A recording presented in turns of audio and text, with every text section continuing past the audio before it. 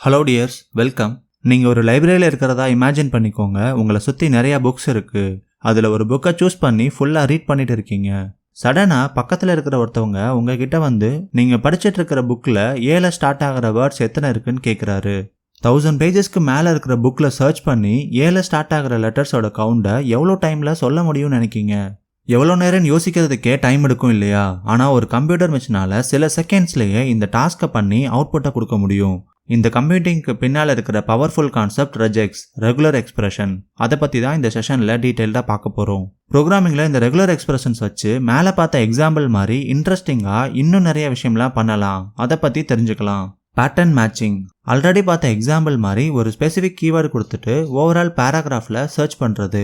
இதுக்கான எக்ஸாம்பிள்னு பார்த்தீங்கன்னா ஒரு ஸ்டோரி புக் எடுத்துக்கலாம். அந்த புக்கில் ஃபாரஸ்ட்டை பற்றின ஸ்டோரி இருக்குது. இதில் டைகருங்கிற வேர்டு எத்தனை டைம் யூஸ் பண்ணியிருக்காங்கன்னு பார்க்கணுன்னா இந்த மாதிரியான ரெகுலர் எக்ஸ்பிரஷன்ஸ் யூஸ் பண்ணிக்கலாம். இதெல்லாம் ஒரு விஷயமா?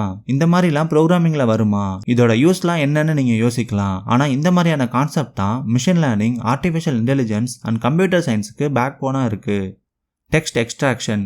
ரெஜெக்ஸோட அடுத்த லெவல் ஆஃப் யூஸ் கேஸ்னால் இதை சொல்லலாம். மேலே பார்த்த எக்ஸாம்பிள் மாதிரி எக்ஸாக்ட் கீவேர்டு வச்சு மட்டும் இல்லை, ஒரு ஸ்பெசிஃபிக் ஸ்ட்ரக்சர்டு ஃபார்மேட்டில் மேட்ச் ஆகிற எல்லா டேட்டாவும் எக்ஸ்ட்ராக்ட் பண்ணிக்கலாம்.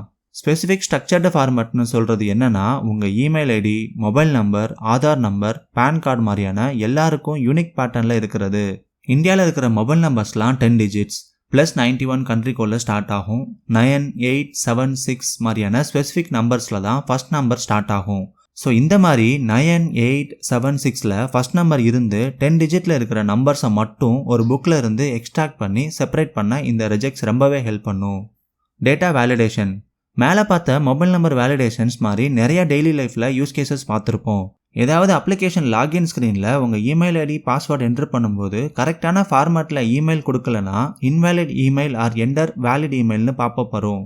இதெல்லாம் நம்ம பார்த்துட்டு இருக்கிற ரெஜெக்ஸ் வச்சு தான் ப்ரோக்ராமிங்கில் வேலிடேஷன்ஸ் பில்ட் பண்ணியிருப்பாங்க. அடுத்ததாக டெக்ஸ்ட் மேனிப்புலேஷன்.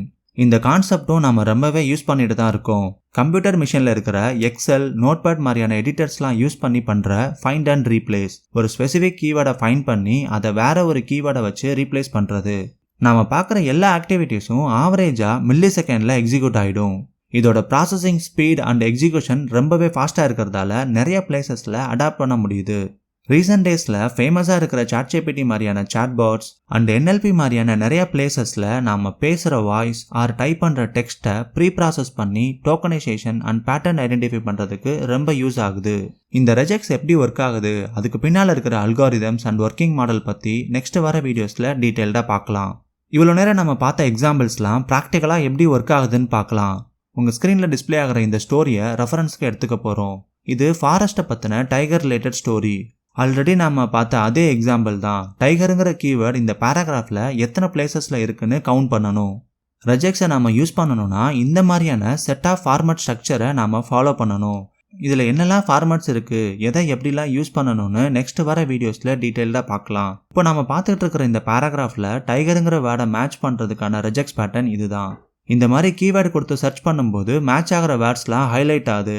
இதோட ரிசல்ட் 6 அண்ட் இந்த ஹோல் பேராகிராஃபில் சர்ச் பண்ணி ஃபைண்ட் பண்ண ரெஜெக்ஸ் எடுத்துக்கிட்ட டைம் 0.1 மில்லி செகண்ட்ஸ். இங்கே நல்லா நோட்டீஸ் பண்ணியிருந்தீங்கன்னா ஒரு விஷயத்த கவனிச்சிருப்பீங்க. இன்னும் சில பிளேசஸில் டைகருங்கிற வேர்டு இருக்குது, பட் அது மேட்ச் ஆகலை. அதுக்கான ரீசன் கேஸ் சென்சிட்டிவ். ஆல்ரெடி சொன்ன மாதிரி ரெஜெக்ஸ்க்கான ஃபார்மேட் ரொம்பவே இம்பார்ட்டன்ட். உங்களோட யூஸ் கேஸை ஃபோக்கஸ் பண்ணி அதுக்கான ஃபார்மேட் கொடுக்கணும். இப்போ நம்ம சர்ச் பண்ண பேட்டர்னில் இந்த மாதிரி கேபிட்டல் டீல சேஞ்ச் பண்ணுறோம். அப்போ வர மேட்ச் ரிசல்ட்டை பாருங்கள். டைகர் லெட்டர் வித் கேபிட்டல் டீல மேட்ச் ஆகிற ரிசல்ட் 5. ஏற்கனவே கிடைச்ச ரிசல்ட் 6.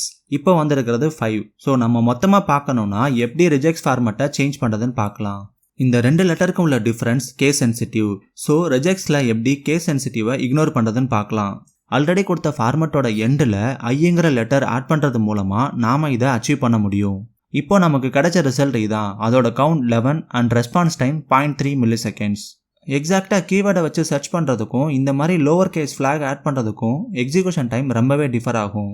எது பெஸ்ட்டாக இந்த ரெஜெக்ஸ் ஒர்க் ஆகுதுங்கிறத அண்டர்ஸ்டாண்ட் பண்ணுறது மூலமாக ஒரு நல்ல ஃபார்மேட்டில் ரெஜெக்ஸ் ரெடி பண்ணி ஃபாஸ்ட்டாக எக்ஸிக்யூஷன் பண்ண முடியும்.